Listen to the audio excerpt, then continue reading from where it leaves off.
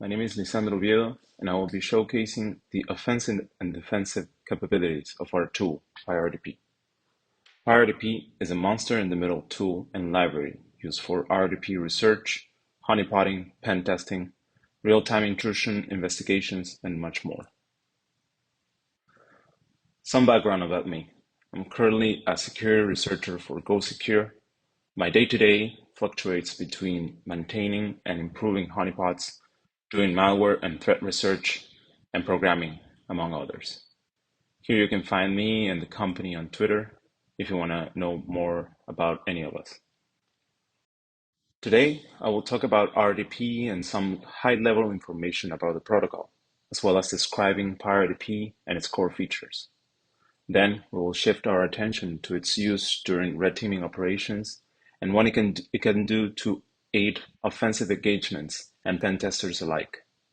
After that, we'll flip the coin and have a quick glance at how it can be used as a defensive tool for blue teamers. Now, let's jump right in. RDP, or Remote Desktop Protocol, is a protocol utilized by users and administrators to safely and remotely connect to another machine in a graphical form. It's used mainly by Windows, but other OSs have their own implementations for both terminal clients and servers. Its layers and encryption are built on top of TCP, as we can see in this diagram, and uses different protocols to encapsulate RDP data. RDP is a multi-channel capable, allowing the creation of multiple virtual channels using MCS that can carry information, as we can see on the far right of this diagram. These virtual channels present different extensions or features that will enrich the user's experience, as well as extend its capabilities. Upon connection, the server presents different virtual channels, and the client decides which they will connect to. Some of these virtual channels are, as we can see in this image, I/O or input and output channels for keyboard and mouse interaction, then device redirection for device mapping and sharing, clipboard sharing, sound, etc. Now, we will take a quick look at different security options that RDP uses to authenticate the client. The first one is RC4 with graphical login. This is long time dead, as RC4 encryption is considered weak and vulnerable.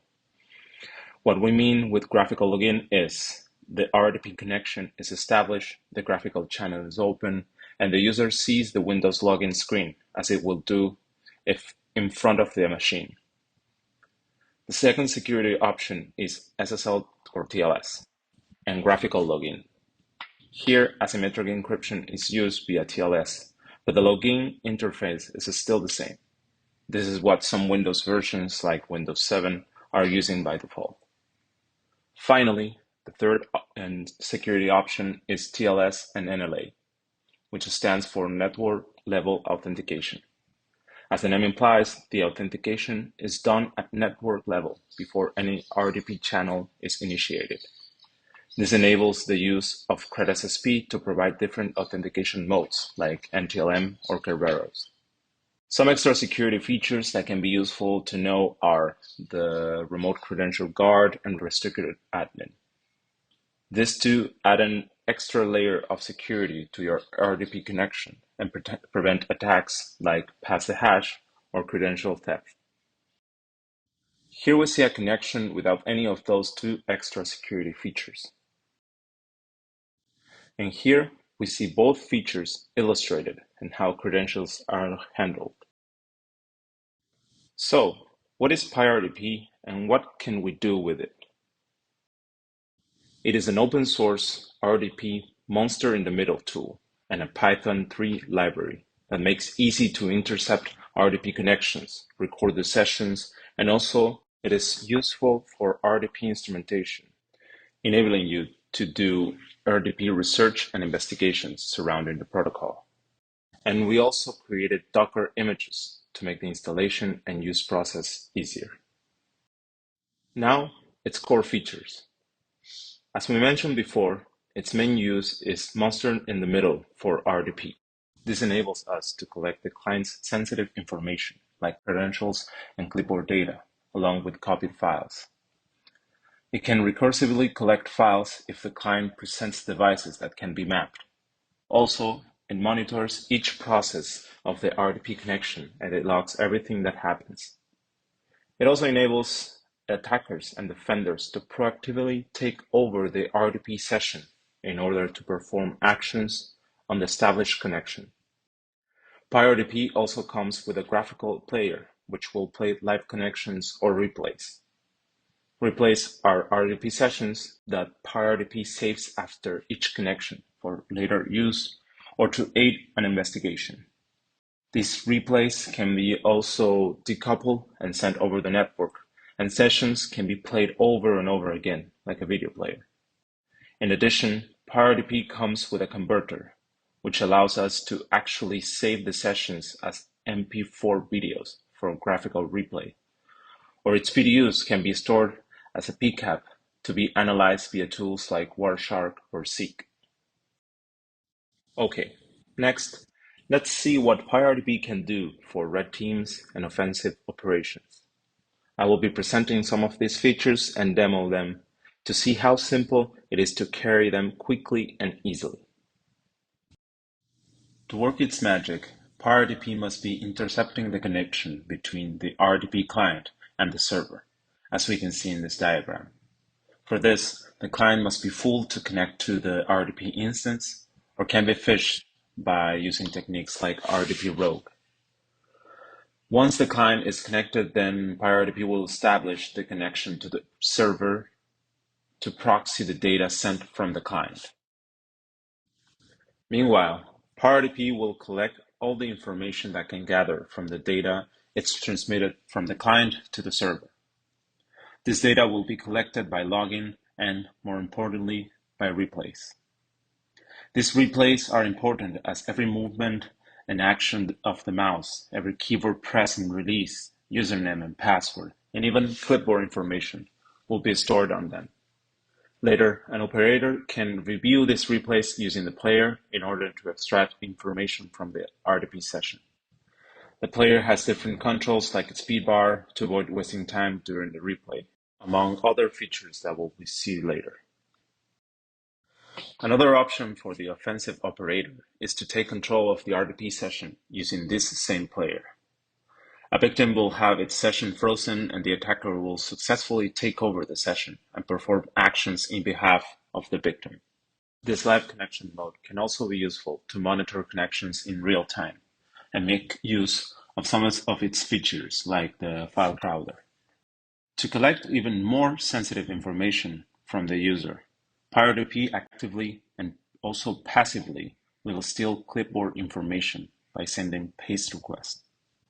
This will get a lot of information from the victim that they didn't even intended on sharing in the RDP session.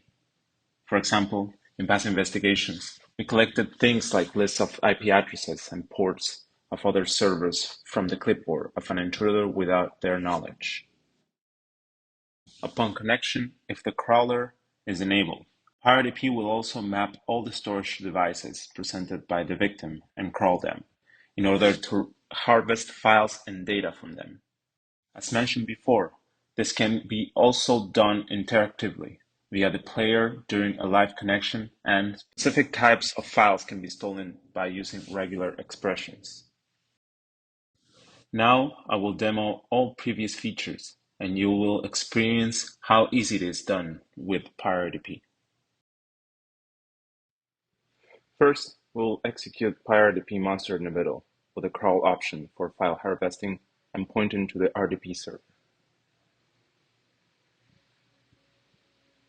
Then the victim will connect to the PyRDP instance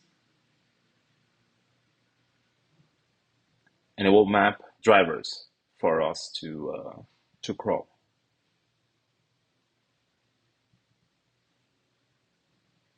This is a normal alert that will warn the user that files are going to be mapped. The new connection was established and the user will be received with a warning for the certificate alert. The user will ignore this warning and continue with the connection.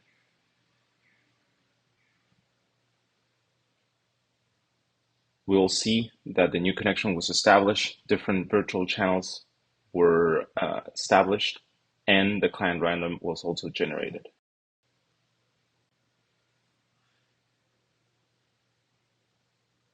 The victim will log in,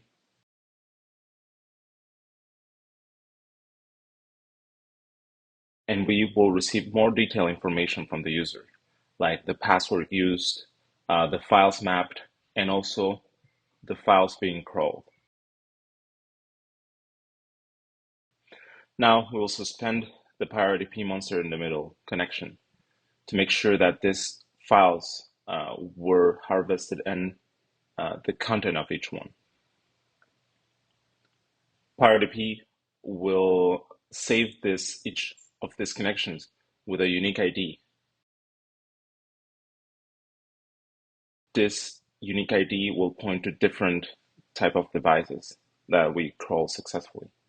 Now we see that the secret.txt was a file that was stolen from the users, and we can see its content. As we mentioned before, PyRDP also comes with a player. This player will allow us to replay different sessions established against our monster in the middle server. We can pause and play the session. We can see the victim's screen and pointer. We can also scale the client's window in case the display size is too big. We can also speed the play of the RDP connection and sniff clipboard data, as well as client's press keys.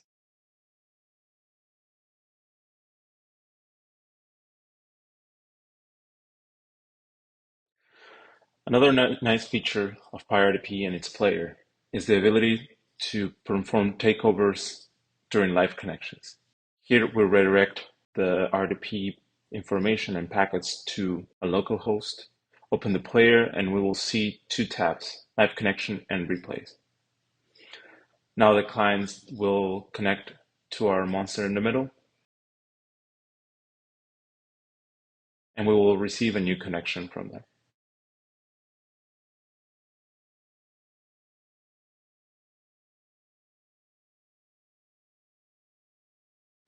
Here we see the screen, we see the keyboard interaction, and we see information from the clients. The client logs into the machine.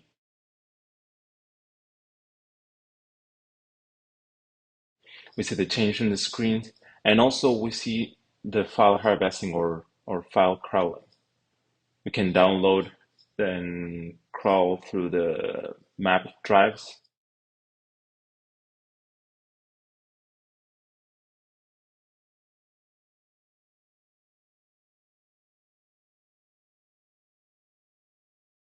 And we can take control of the session. We can use our mouse, type,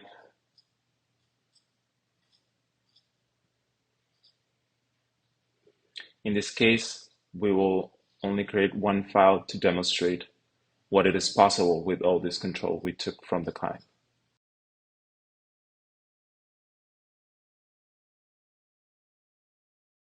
In all this sequence, the client's connection is going to be frozen. So, moving on. Another technique that can be achieved by PyRDP is a security downgrading technique. In this case, we want to avoid letting the client connect to an NLA server and redirecting them to a TLS-only RDP server, thus downgrading the security features that we mentioned before. We can also inject Windows commands or PowerShell scripts into the destination server. This is done by hijacking the session and injecting those commands into the session. Later, the client connection is restored. This can be useful in the case of performing actions on behalf of the client or backdooring the current session. To test the command injection feature, we will send a simple PowerShell payload that will create a text file.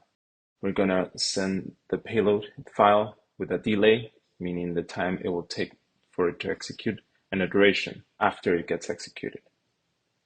The client would connect to the session, as it will normally do.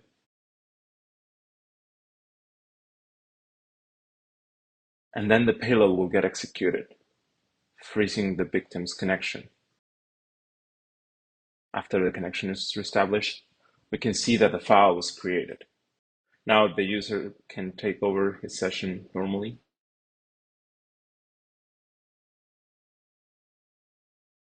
And we can see the file and the file contents. A new addition this year was the ability to steal NTLM hashes from the client as they are sent during the NLA authentication.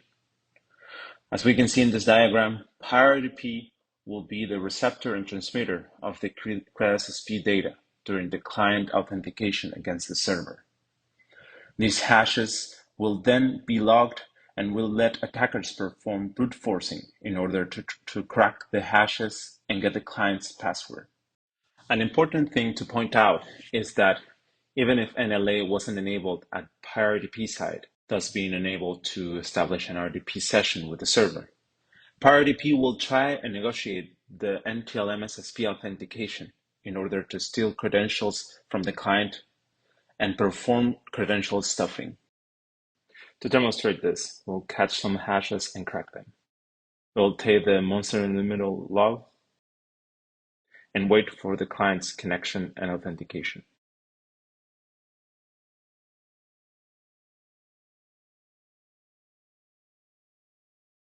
Once they are authenticated against the monster in the middle, we will see that the hash was cached. And now we can perform the cracking.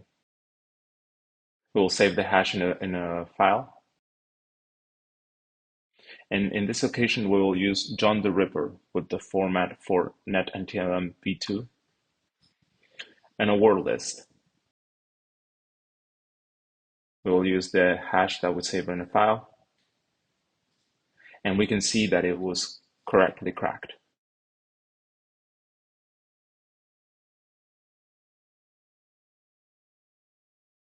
Now, let's jump to the other side of the fence and meet the blue teaming features that PyRDP can offer.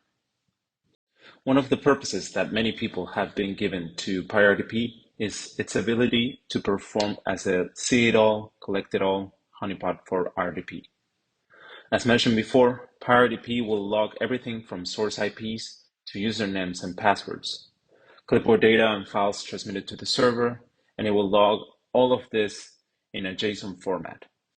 This makes it easy to be parsed, stored, and indexed. In this example, we can see that by using platforms like Elasticsearch, Logstash, and Kibana, we can get a central point where we can query those logs and perform different set of actions like alerting in case of new attacks, or get a statistical data like amount of these attempts that we get per day. Here we see a day in the life of our RDP dashboards. All of this information like attempt counts, source IP, location, among others, is data generated by the information that PyRDP has saved for us. We can also take this same stack to a new level and use PyRDP as an internal RDP monitor, for example, that can alert the SOC in case of brute forcing credentials via RDP. In this case, the EL key stack will be on the look for things like NTLM hashes on the logs and count them based on time frames, for example. If a brute force is detected, then an alert can be triggered and an investigation will follow. In this query, we can see multiple hashes which can be correlated to multiple login attempts from a unique IP address. This can be used as an evidence or as an alert for the case of detecting brute force. PyRDP can also be used as a way to detect exploitation. We have integrated detection for two RDP exploits, Bluekeep and Deja Blue. Let's see how they get detected. On the left side, we can see our monster in the middle, PyRDP, and on the right side, we can see Metasploit. We're going to load the bluekeep RC exploit and set the host to our monster in the middle, and then run the exploit. We receive the connection on PyRDP, and we see that we detected the exploit successfully. We'll receive a message and also the content of the exploit. This can be used for alerting and detecting possible intrusions. One of the great advantages of PyRDP for network traffic analysis is that it will save the client random value of all new RDP connections as they use the TLS protocol. This will give us the ability to decrypt the packets captured between the client and PyRDP by using tools like Wireshark. As you can see in our example, we'll turn this into this. So if you want to know more about PyRDP, here are some links in past presentations that you can watch to get more in-depth information about the tool and its uses. Also, thanks to all our contributors. And remember that you can also contribute and give us feedback. Both of those things are really valuable for us. Thanks, and until the next time.